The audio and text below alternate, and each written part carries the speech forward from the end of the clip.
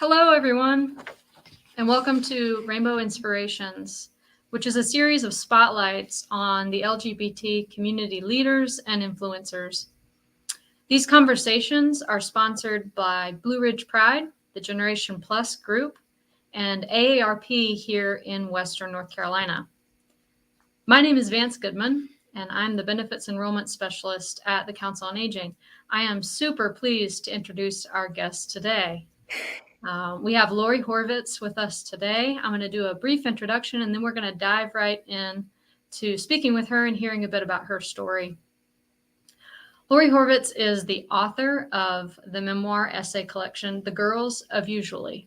It's a gold medal winner IPPY Book Award in autobiography and memoir.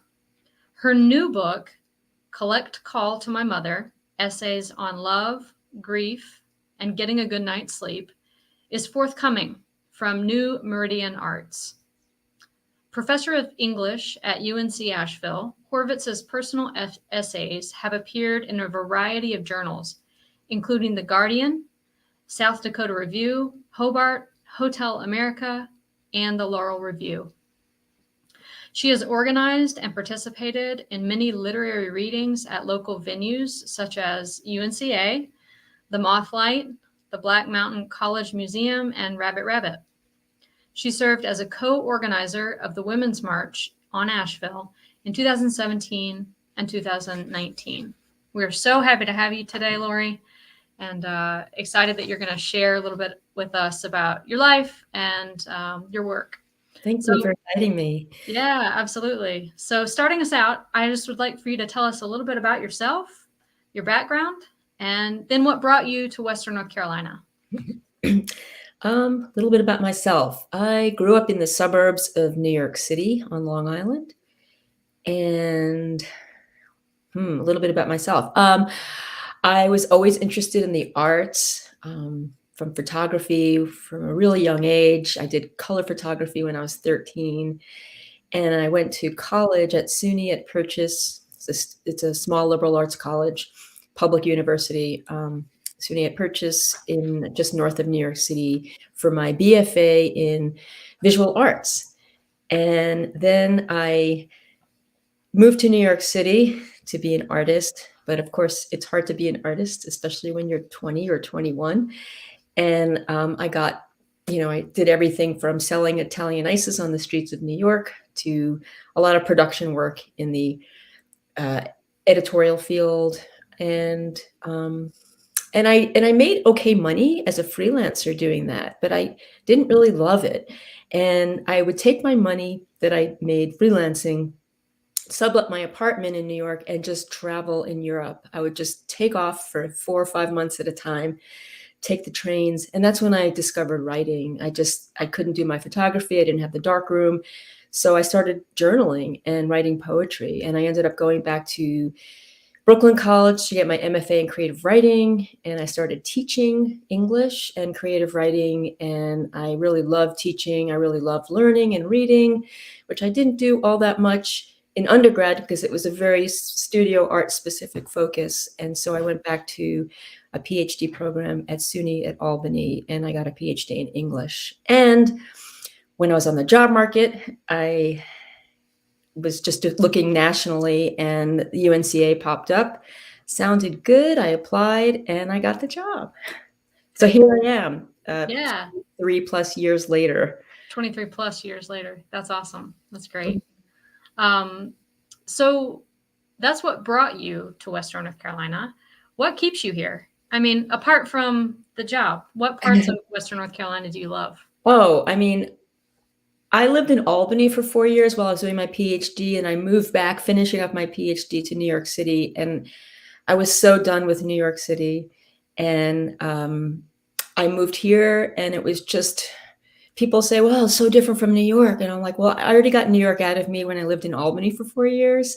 So by the time that I lived in New York for the last year, I was going from sublet to sublet. I couldn't get a place. It's impossible unless you're a millionaire. But also I was just done with living in New York. I graduated in New York, as I heard someone else say, and I moved to Asheville, and I really love Asheville. It's a great place.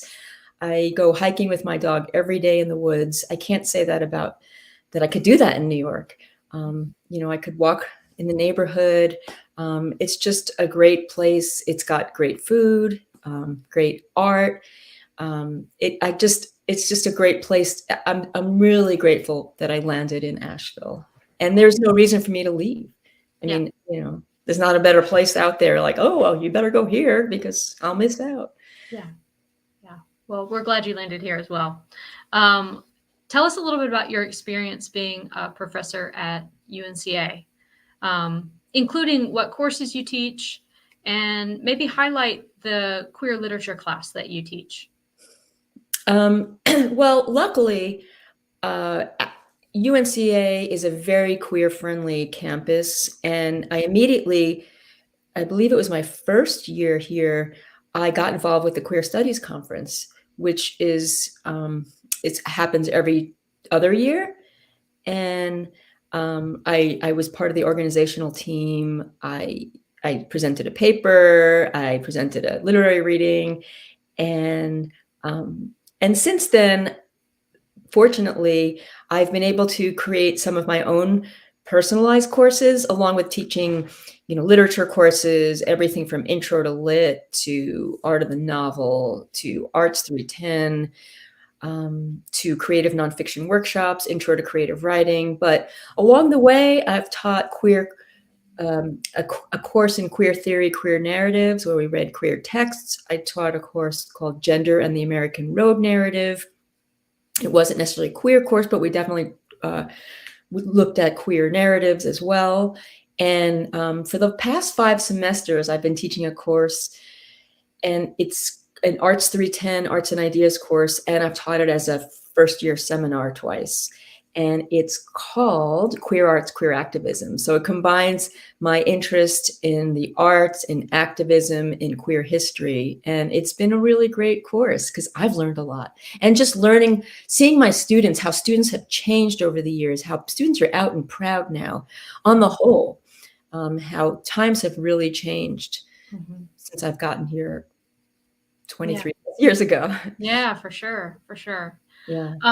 Do you have a specific story, without using student names to protect privacy, but do you have a specific story about a student that was greatly impacted by one of your queer lit classes?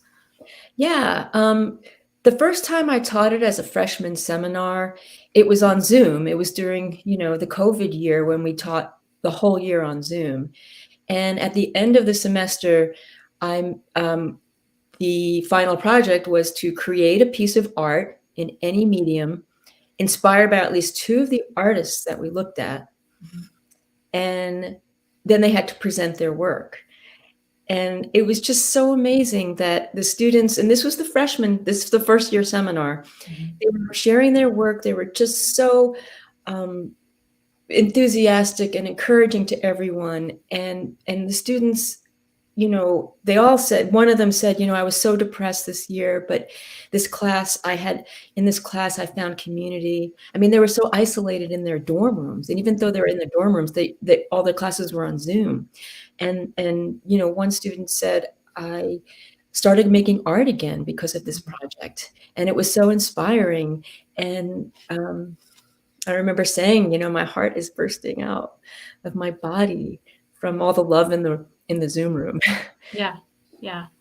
That's great. Do you find that the courses, especially, the queer courses that you teach, involve like a real sense of vulnerability from a lot of your students? Yeah, I think that it's really important that there is like this community in the class. And right now I have a trans man in my class, and he had to do a presentation. I can't remember exactly the presentation, but he told me that he was going to come out as trans and talk about how it's been really challenging. The healthcare for trans men and trans women is really hard to find, compassionate healthcare. And he says, I'm afraid what people are going to say. I'm like, they're going to be so supportive. And guess what? They were. In fact, when he did his presentation, people were like, thank you for sharing your vulnerability. It was really inspiring to us. So That's amazing. yeah. Do you think that across the board, students that identify as LGBTQ find that sense of community in other classes as well? Or do you think that they seek classes like queer lit classes or queer specific classes where they feel included and building that community?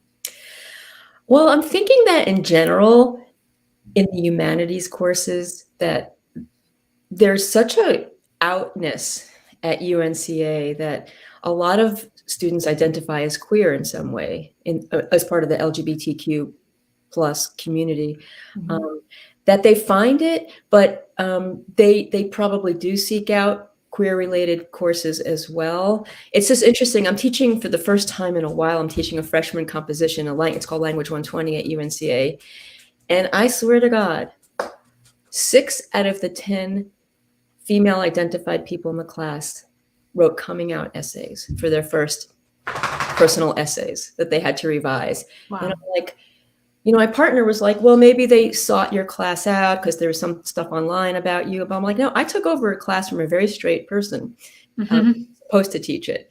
And I asked another freshman comp teacher if that happens in her class. She's like, no, not really. I said, well, maybe they just kind of know about me and feel comfortable doing that. But I just found like, wow, this is like a really big coincidence for a freshman comp class. So it's open to anybody, and they're just kind of randomly taking a professor. Yeah. Yeah. Wow. That's wonderful. It's great. I'm glad that you create that space, where it feels safe. Yeah, I try. Yeah. I'm going to shift just a little bit away from what you do as a teaching profession to some of your writing as an author. Yeah. And talk a little bit about your writing process, what that looks like, and how you come about what you do in terms of writing. Yeah, as far as my process, I might have an idea going on in my head, and I just free write. I force myself to just write and write and write, and maybe that's writing 3 pages of single space writing, and then I'll go look at it and I'll find those kernels and kind of like highlight those kernels, and then write more and keep on writing more and write more, and so then eventually I'll have like 2 pages of kernels, and then I'll just start writing the piece and see where it goes. And so that's the basic idea of how I start writing. And of course, there's the revision. Right. Which I stress to my students. And yeah, for sure. Some of them get it. And I marked their first big personal essay revisions, and half the class got it. Half the class, I met with all of them for 20 minutes to talk about their papers and give them ideas about how to restructure things. And they said this was the best thing. Like, I really learned about myself and my writing by actually starting over, by, not getting completely rid of the draft, but just starting over. Wow. Yeah. Wow. Cool. Thanks for sharing that. It seems that some people may have not heard the introduction, so I'm just going to do a quick review of who I am and who you are. Seems like maybe some people joined just a little bit late, but this is Rainbow Inspirations, and we are speaking today with Lori Horvitz, professor at UNCA and also an author. My name is Vance Goodman, and I am with the Council on Aging. We're super excited to continue this conversation with Lori. One thing I'd like to ask Lori is, what does it mean to be a queer author, and how do you define queer literature? Like, what does that mean? I know you and I have talked about that. It's because it's kind of a nebulous thing, but I'll throw it out there as a question. What does it mean to be a queer author? I think just identifying as being queer and writing about queer subjects. I think that, we talk about this all semester in my queer arts class. What is queer art? And, there is no definite answer. But I think some people might say queer art is made by a queer artist. Mm-hmm. Well, could a straight person make queer art? I think so, if they get to know the queer community and get to know a queer person and really interview them, and it's has empathy and compassion in their characters. Yes. But as a queer author for myself, a lot of the writing that I have done has to do with identity, not only with my queer identity, but with my Jewish identity, just being a woman, and being a Jewish person in the South, Mhm. being a New Yorker in the South. What does that mean? So, yeah, I mean, I think that queerness can mean a lot of things, but for me, I identify as part of the LGBTQ community, and I write about that community a lot. It sort of infuses itself in pretty much all of my writing. Mhm. Mhm. Yeah, a lot of your writing is personal narrative. Your short stories, at least a lot of the ones that I have read. And yeah, so it is infused with your life story, which is pretty precious, I think, and pretty vulnerable as well. I don't know if you feel like it's that way once you've done the writing process. Does it feel like a vulnerable process for Oh, you? it's totally vulnerable process. Yeah. And, by the time I revise things 10 or 20 times, I kind of let it go. Okay. Yeah. It's out in the world. It's, I don't feel as vulnerable. hmm hmm Well, I'm wondering if you could maybe be vulnerable with us and share a piece of your writing in like just a brief reading. Yeah, I mean, I actually have a new book coming out, which you mentioned, and it's going to come out in February, but I got a review copy recently, and this is, I don't know, because I have this weird focus thing going on, but Yeah, um, that's actually a picture of me when I was 18 and cool. on the phone. And, Yeah, and the book is called, I'll just repeat it again. It's called Collect Call to My Mother, Essays on Love, Grief, and Getting a Good Night's Sleep, okay, yeah, it's all blurry there because which is such a I'm witty title. yeah, The I'm title gonna draws you in. I'm just going to read a little bit of the first, not the first essay. It's actually towards the end of the book. It's called Victory Lap, and it's about teaching the queer arts, queer activism class to the freshman class. And so I will just read just a page of it. During the first year of COVID-19, I devised and taught a first-year college seminar, Queer Arts, Queer Activism, combining my passion for art, social justice, and queer history. In a time of forced isolation, my students, already part of a generation riddled with anxiety, were not only stuck in their rooms, but in their heads. We all needed a release, but the quarantine was especially hard on students who left home for the first time and struggled to make sense of their queer identities. Before the pandemic, most felt a sense of isolation already too familiar in a homophobic world. I know that feeling all too well. A good majority of students lived in the college dorms. They left their rooms socially distanced and masked, only to pick up boxed meals from the cafeteria. After years of struggling to make sense of my own identity, I finally felt comfortable enough, finally had the confidence to lead discussions on queer representation through art. So there I was, the self assured professor in my Zoom rectangle.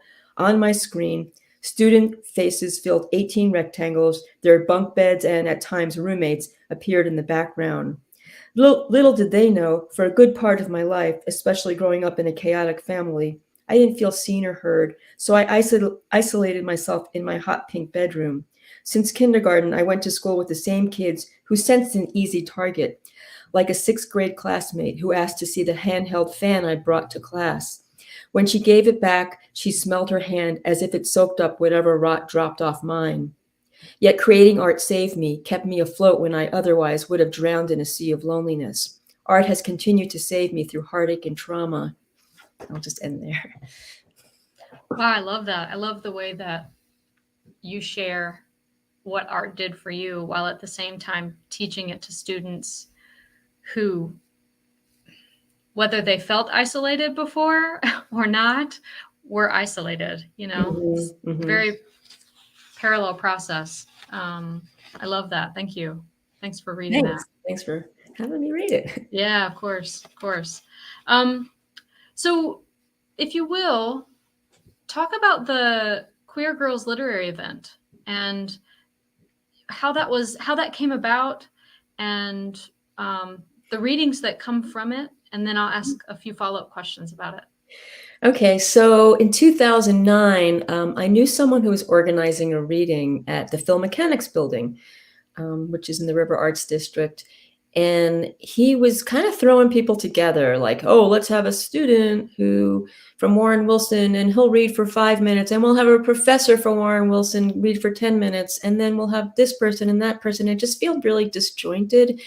And I felt, after he was going on about this, I decided, hey, what if I organized a reading bringing the queer women of Asheville, the queer literary women of Asheville together? And so I did. And the first reading was in 2009. I think it was February, so it was really cold. There was like a really loud heater that was going on and off. So every time the readers got up, we'd turn the heater off. And that, for the first 4 or 5 years, we had it in the Film Mechanic Library. And we just outgrew the space. I mean, people were out in the hallway with their necks, peering into the library. And then I decided to, let's look for a bigger space. So we moved to the Mothlight, and it was great that they were so welcoming there, the owners. And we filled that space up too. And we had, 150 to 200 people coming to see a literary reading, which is sort of amazing. Mm-hmm. And I love the idea of bringing the community together and to hear each other's stories and just to commune. I always try to have a little bit of time before, during, and after to have breaks so people could talk and connect. And so it was in the Mothlight until COVID. We missed 2020 because of COVID, but I looked for an outdoor space for 2021, and thankfully, Rabbit, which is a gigantic outdoor space in downtown Asheville, said we could use their space. And so it was a great event last year. And then we just had it a week or two ago. And again, it was a beautiful day, thank God, because they were calling for rain. And I'm like, please, please, please. But the rain held out for another hour after it was done. And then all the umbrellas were flying in the street. But it was a beautiful day. Yeah. And it's a beautiful event. And we're queer women, and I try to be very diverse. I asked this year, 3 UNCA students read. We had a reader who read the first time in 2009, and I asked her to come back. There was an Indian woman from Knoxville who read, and another woman who was a professor at the college in Greenville. Clemson, sorry.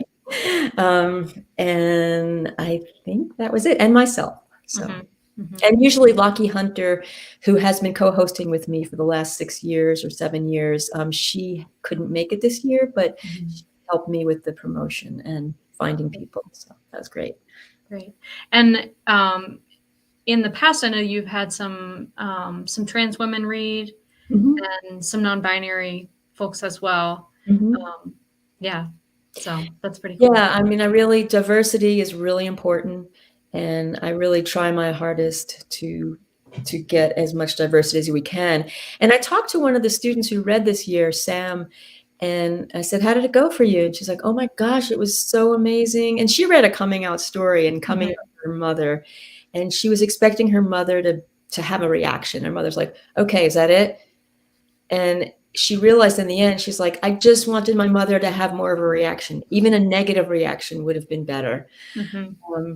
And she said it was so great to see such diversity. She hadn't been around queer women and their allies with such an age range and a diversity range. And she also said that a woman came up to her and talked to her and said, my daughter came out to me and I want to talk about it with her, but she won't talk about it with me. Do you have any suggestions? And she's like, well, just keep asking questions. Cool. Yeah. That's a great connection. I'm glad that folks were making those connections and that you provided space for that, that the event itself provides space for that. And I know there's a down below, there is the Facebook link to the event. Is that the best way to get in touch with what's going on there for folks to connect? Sure. It's a way to connect. Now, this event has already passed, but you can see more information about it and the readers who read this year on that Facebook link. Yeah. So, and they could probably search Queer Girls Literary Reading and find it. Mm-hmm. Okay, great. Awesome. One of the last questions I want to ask is, tell us something, or maybe a couple things that inspire or awe you. I could tell you a few things. Of course, the nature in Asheville inspires and awes me. But I'm also inspired by the community here in Asheville. I think that we have an amazing LGBTQ community in Asheville. It's very welcoming. Just for example, with Blue Ridge Pride, I went to the Pride Day parade and the events at Pack Square. And it's just amazing how things have just become more open and inclusive. And, I remember, and I was telling my students this, in 2007, there was a Pride Day, and it was in the parking lot of Earth Fair. And, great that you're having this community gathering, but compared to what we have today, it was kind of a little bit. Yeah, we've outgrown the Earth Fair parking lot. Yeah, like walking around the Earth Fair parking lot. And it's just awe and inspiring to see such community and such, the ages. And I ran into a bunch of students there, and they're like, one of my students, I told her about it. I'm like, are you going to the Gay Pride? She's one of the ones in freshman comp who, when I was meeting with her, I was like, are you going to go to Gay Pride? She's like, what's that? Where? And I saw her there the next day, and she was like, oh, this is cool. This is so great. So cool. Yeah, it is inspiring for sure. Sure. Is there anything else you'd like to share before we wrap things up? Well, like I said, I think that Asheville has a great LGBT plus community. We live in a great place. And when you said, I'm going to interview about, aging and all that, I was like, oh man, I'm getting old, I guess. I've been here over 23 years plus, and I am the oldest person in my department now, which is weird because everybody else retired. And, but I'm really glad to be here. I'm really glad that you asked me to come here today. Cool. Well, thanks for being with us for sure. I'm very thankful to learn a little bit more, and also that you can share that with our community. So yeah, thanks so much, Lori, for being with us today and sharing. Just kind of as a wrap up, for everyone who's listening, please be sure to join us in November on the first Wednesday at noon for the next Rainbow Inspiration segment that we'll have. And be sure to check the Generation Plus website and Facebook page for upcoming events and opportunities. We are planning a holiday gathering upcoming in December. It's going to be called a sock swap, so it should be fun. It's going to be on a Sunday afternoon, and we'll keep you posted on our website and Facebook page about those things. So please keep in touch, and thanks so much, Lori, again for joining us, and thanks to everyone who's tuned in today. Bye.